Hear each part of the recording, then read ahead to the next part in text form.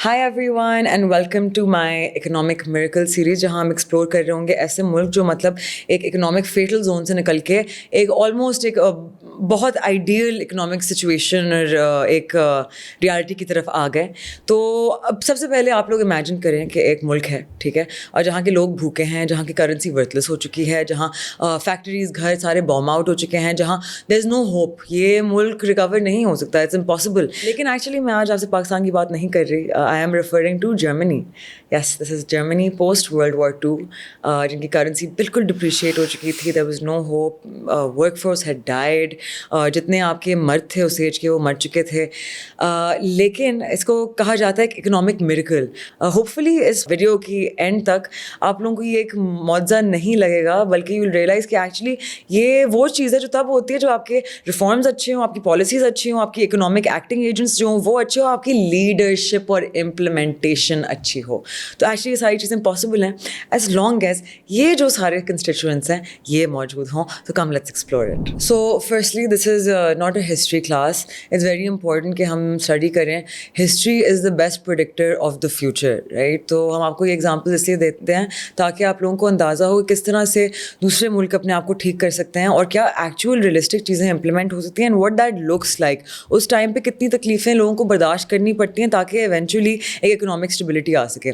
तो सबसे पहले हमें इसके लिए जर्मनी की जोग्राफी समझने की कोशिश करनी होगी कि वॉर के बाद Germany was divided into mainly two areas. एक था west Germany which was UK, US, France के पास, then there was east Germany जो सोवियट्स के पास था, एंड बर्लिन तो पूरा डिवाइडेड था, right. I am sure you guys have heard of the Berlin war, but that's for another day. 1945 में जब वॉर ख़त्म हुई थी, सबसे पहले तो प्रोडक्शन कैपेसिटी 1/3 हो चुकी थी जो वो वॉर से पहले थी। हाउसिंग में 20% घर डिस्ट्रॉय हो चुके थे और फूड प्रोडक्शन 50% कैपेसिटी पे आ गई थी compare to what it was before the war started. ऊपर से द मोस्ट इम्पॉर्टेंट थिंग, जितनी आपकी पॉपुलेशन थी जर्मनी की वो सब डिसलोकेट हो चुकी थी, और जितनी वर्क फोर्स का आदमी था ना, या तो they had lost their lives in the war या फिर वो बहुत वुंडेड थे मोस्टली। तो सबसे पहले मैंने आप लोगों को कहा था कि there were some economic actors. There was Mister Walter Eucken who was essentially an ordo liberalist, the Freiburg school, and इन्होंने he brought the idea of a social market economy. तो सोशल मार्केट इकोनॉमी का main focus था कि free market economy हो, लेकिन there should be regulation, there should be policies जो implement करती हैं कि आपकी मोनोपोलाइजेशन नहीं हो, आपके कार्टेल्स नहीं बने, और जो लोग आपके who are at a disadvantage because of all of this dislocation and the war, कि उनको कोई ना कोई वेलफेयर मिलता रहे। Essentially was focusing on a central bank system जो प्रोटेक्ट करता है आपकी मॉनेटरी स्टेबिलिटी को। द सेकेंड की economic actor was Ludwig Erhard, जो स्टूडेंट थे यूकन के। ये एसेंशियली की इकोनॉमिक ऑफिस में आए in west Germany during early post war years. इन्होंने एम्फसाइज किया था on free markets, on currency reform and deregulation. अब हम आ जाते हैं to the turning point on June 20, 1948। लेकिन इससे पहले मैं आप लोगों को क्लियर करूँ, हमारा main focus is toward West Germany because we are focusing on lot of economic factors. तो हम ज़्यादा बात कर रहे हैं अबाउट द ट्राई जोन, ठीक है। तो वॉर से पहले राइशमार्क वॉज द करेंसी, एंड इस डेट पे जून 20, 1948 करेंसी रिफॉर्म एक्ट हुआ था जब the Deutsche Mark replace the Reichsmark, ठीक है। उसके की फीचर्स ये थे कि हर सिटीजन को 40 डॉइशे मार्क मिले थे, कंपनीज को 60 डॉइशे मार्क मिले थे पर एम्प्लॉय इनिशियली। कैश और बैंक डिपॉजिट्स एक्सचेंज हुई थी फ्रॉम राइशे मार्क टू डॉइशे मार्क, रफली 100 to 6.5. डेट्स कन्वर्ट हुए थे at a different rate, often 100 to 10। इस टाइम तक 1936 में जो प्राइसिंग कंट्रोल्स आए थे ना, उसकी वजह से आपकी प्राइसेस डिस्टॉर्ट हो चुकी थी और इंसेंटिव्स मर चुके थे। At the same time, on the same day of the currency reform, बहुत सारे प्राइस कंट्रोल्स लिफ्ट हुए थे एंड कंपनीज अब अपनी प्राइसेस सेट कर चुकी थी। इसका इम्पैक्ट क्या था कि लोगों को रियलाइज़ हुआ कि एक्चुअली हमारे पैसे की कोई वैल्यू है। तो आपका इकोनॉमिक रिवाइवल शुरू हो गया था। People went back to buying goods, आपके स्टोर्स में चीज़ें स्टॉक होना शुरू हो गई, आपकी ब्लैक मार्केट श्रिंक होना शुरू हो गई, और आपका जो एक बार्टर सिस्टम क्रिएट हो गया था वो फिर से मरना शुरू हो गया था। ऑल्सो कुछ रिफॉर्म्स आए थे जैसे कि मार्जिनल टैक्स रेट्स को डिक्रीज़ करना, उसकी वजह से आपकी जो कंपनीज थी और आपकी जो इकोनॉमिक रिवाइवल थी दैट स्टार्ट पुशिंग अगेन, ये प्रोडक्शन बिगैन फिर से। So now after the war Europe बर्बाद हो चुका था, US of course being in a great position, a super power, तो दे स्टार्टेड गिविंग एड, उन्हें रिवाइवल तो करना था यूरोप का, right? So they started giving aid. तो 1948 में 13.3 billion dollars were given to European countries, जिसमें से one of the largest recipients was Germany with 11%, लेकिन even at its peak this was less than 5% of Germany's GDP.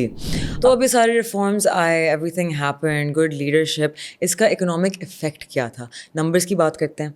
1950 and 1959 के बीच waste Germany का GDP grew an average of 8% per year, which was in Europe among the fastest. 1950 तक industrial production had increased 25% compared to post-war years, and late 1950s तक West Germany was exporting cars, steel and machinery to the whole world. So right after the war, being essentially in economic ruin. So basically to put into perspective, 10 सालों के अंदर एक starving, ruined nation became the economic engine of Europe. And this had a lot to do with Bundesbank, which was essentially keeping inflation under a very tight control between 2 to 3% annually. तो अब आ जाते हैं to the contributors of this economic success. तीन चीज़ें हैं, एक institution, एक workforce और तीन कल्चर। तो सबसे पहले इंस्टीट्यूशन अपना काम बहुत अच्छी तरह से कर रहा था। Central bank was keeping currency under control, keeping stabilization monetary front पे, एंड मेकिंग श्योर कि मोनोपलाइजेशन ना हो उस मुल्क में और कार्टेल कल्चर ना इंक्रीज हो। फिर वर्कफोर्स पे आ जाते हैं। डिस्पाइट जो भी सर्कमस्टांसेस थे, Germany still had millions of skilled labourers, engineers, mechanics, all kinds of laborers, and actually बहुत सारे refugees who added to this workforce. फिर culture, Germans were willing to work overtime, put in the hard work, put in the effort to bring their economic revival back, to lift their country up from these ruins. तो अब compare करते हैं the two sides of Germany, ठीक है? There was West Germany, which had free markets and social protection, and then there was East Germany, which was under strict Soviet control, ठीक है? तो अगर हम growth की बात करें तो between 1947 and 1950 West Germany grew 13.4% annually, लेकिन at the same time East Germany only grew 2.2% annually. 1989 तक East Germany की productivity was only 25 to 30% of the West's. ये contrast, basically this is proof of how free markets work a lot better than the whole communist economic model, I would say. अब of course ये सब simple नहीं था. It's very easy कि हम जब पीछे देखते हैं we're like of course economic reforms आएंगे तो अच्छा ही होगा. But in reality, this was very difficult for the Germans to experience. सबसे पहले 1948 में जब करेंसी रिफॉर्म आया था तो जितने लोगों ने सेविंग्स की हुई थी it all went to zero essentially, right? And जो housing shortage था, 20% जो housing was ruined during the war, इसको रिकवर करने में it took Germany years to make that a non-existent problem. फिर Germany had to keep paying for the reinvestment into bringing up all of the capital expenditure that it took. जितनी आपकी institutions तबाह हो गई थी, जितना उन्होंने recovery करनी थी, it took them decades to recover that. And फिर 1990 में जब reunification आई West Germany और East Germany की, तो essentially West Germany had to absorb the difference that East Germany's economy had, which was less than 30% of its own per capita GDP. इस पूरी चीज़ में what made this economic comeback work? Currency reform की वजह से लोगों का पैसे में ट्रस्ट वापस आया. फ्री मार्केट की पावर्स की वजह से supply and demand were able to level out pricing. Institutions की वजह से स्टेबिलिटी गारंटीड थी. सोशल सेफ्टी नेट्स की वजह से फेयरनेस गारंटीड थी. एक्सटर्नल एड की वजह से एक हेल्पफुल पुश आया. एंड स्किल्ड लेबर वो पावर था जिसने engine को, it kept the engine working. So all in all these things came together to make sure that Germany had its economic comeback. So in short, ये मौजा कोई मौजा नहीं था. It was actually just the perfect example of how smart policy, resilient people, and capable institutions can really change countries within a time span as short as 1 decade. So this was our first episode of the personal finance series. अगर कोई specific topic है जो आप लोग चाहते हैं कि मैं discuss करूं, please don't forget to mention it down below. The team is constantly looking at these things. और आप लोगों के comments को ही देख के we decide what the next content should be. So remember to like, subscribe, and comment below. I shall see you guys next time. Bye.